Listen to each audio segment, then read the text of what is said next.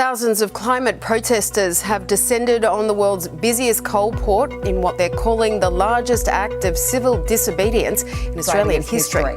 An estimated 3,000 activists will spend 30 hours in kayaks and canoes in an effort to block coal-carrying ships from entering the port. I'm here with Zack Schofield from Rising Tide, and he's been going through quite a few interesting weeks. And Zack, it has probably been quite interesting what's been happening recently. Could you take us through what the latest is on the arrests and the court cases that have been happening? Absolutely, Peter. So look, at the People's Blockade of the world's largest coal port in late November last year, 109 people were arrested after staying on the water beyond a 4 p.m. cutoff of an approved protest, and I was one of them. So for those of us who didn't have a prior record, such as myself, we received a section 10(1)(a), which is a dismissal. You found guilty. We've all pled guilty. You're found guilty, but the charge is dismissed and not recorded, except for the courts. You know, if you come before the court again. When 3,000 people turned up, what did that tell you about Newcastle's young people, and did that create a positive attitude in you? Or yeah, what were you thinking when 3,000 people turned up? We were thinking, we've done it. I mean, this is what we've been organising for since August of 2022, right? So that was when Rising Tide refounded. Now, Rising Tide has a long history in Newcastle, much before my time, before our time. But there's been a history in Newcastle of these sort of disruptive climate protests, including port blockades, although never for 2 days, never overnight, right? But I think for Newcastle's young people, it shows that, you know, Rising Tide is a diverse climate movement in terms of age range, but there is, you know, quite a lot of energy from the younger folks. To be honest, I really hope that we can expand into the uni scene a little bit more, because we're aiming to get 10,000 people to blockade over 10 days at the end of this year in November. So a large number of those are going to have to come from Newcastle, as they should, because it's a Newcastle-led movement. And what's the response been from the government like? Are you satisfied with, if any, changes that they've been making to legislation, or even what they've been talking about? So we haven't built enough power really to force the government to do anything. Although I really did enjoy that at the end of the protest, Chris Minns, the New South Wales Premier, went on 2GB radio in Sydney and said that, oh, they shouldn't be blockading coal ships because coal taxes are very important to fund transition. Great, Chris, I agree. You know, you should actually start using your coal taxes to fund transition, and in fact increase those taxes to fund transition even better. So it shows that, you know, the government wants to sort of take us on, but they're talking about our problems within our frame. They're using the language that we are using to try and justify themselves, but that, you know, they haven't gone far enough with actually tackling climate change. But this blockade was a stepping stone, right? Like, it was the best thing that we've ever done. It was the best moment of my life.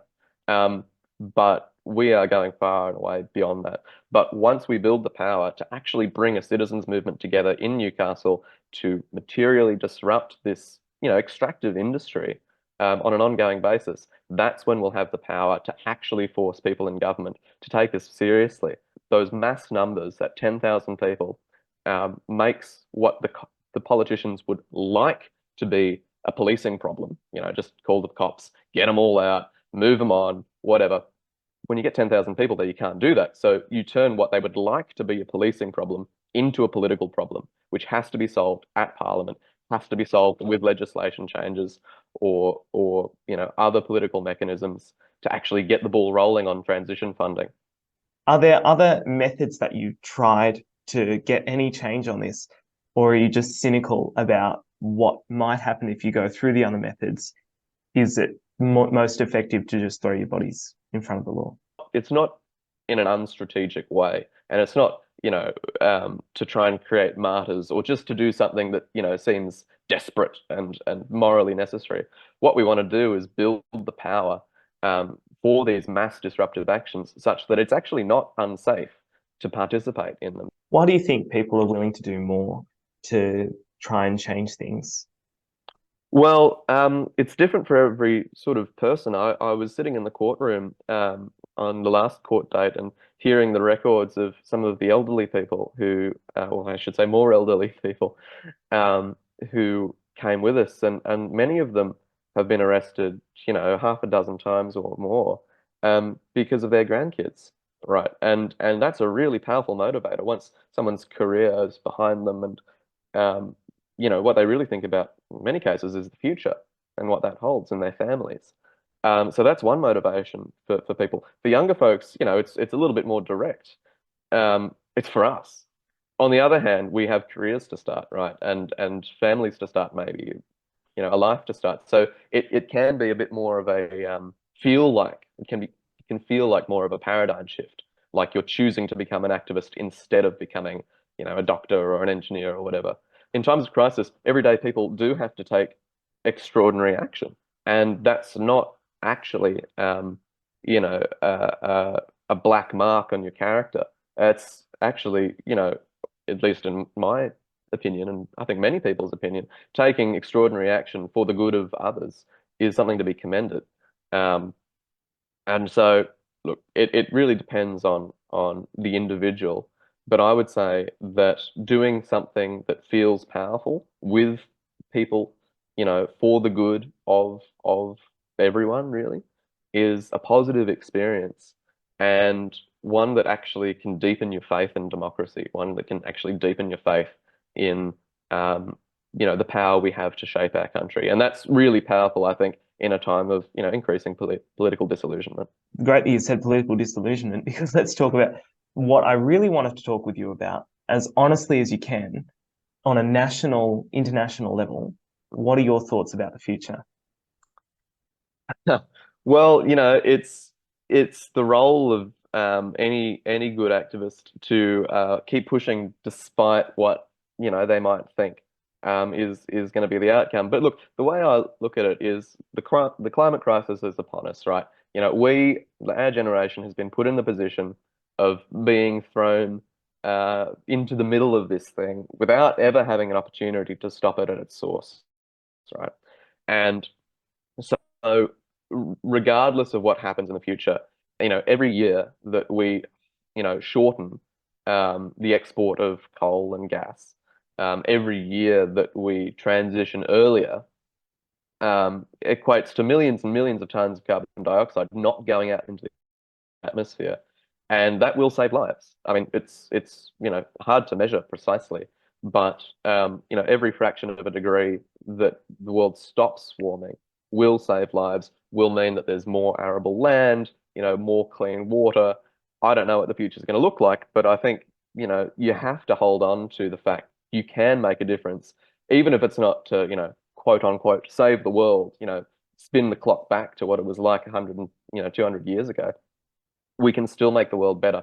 And the other thing is that participating in these, mass democratic actions, because I believe that's what they are, is a great way to strengthen your community. It's a great way to, feel like you're part of something bigger than yourself, and you always are, even if you don't feel like it.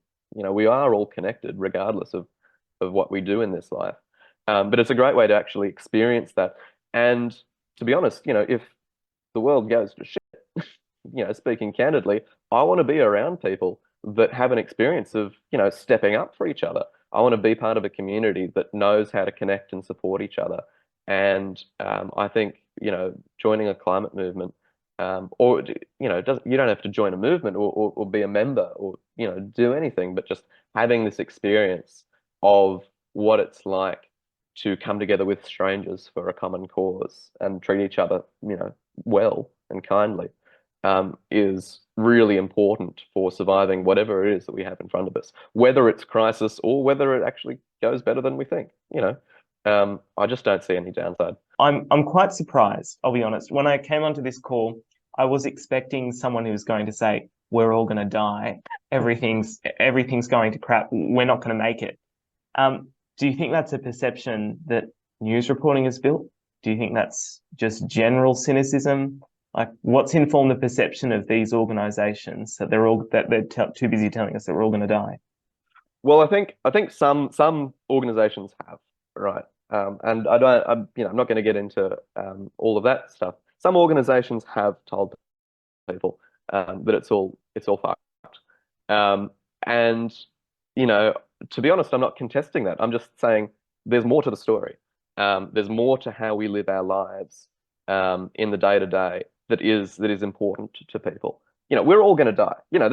We're all going to die, right? So to just say we're all going to die doesn't inspire anyone, doesn't move anyone to action, and to be honest, is not the most important thing, I think, for me. What's much more important is how are we going to live? And I want to live in a world that has participatory democracy. I want to live in a world where we do take care of each other. I want to live in a world where the needs of the people are actually more important than the rights of a corporation to profit. And so, if you want those things too, then there are things you can do to make it happen. And that's how I want to live.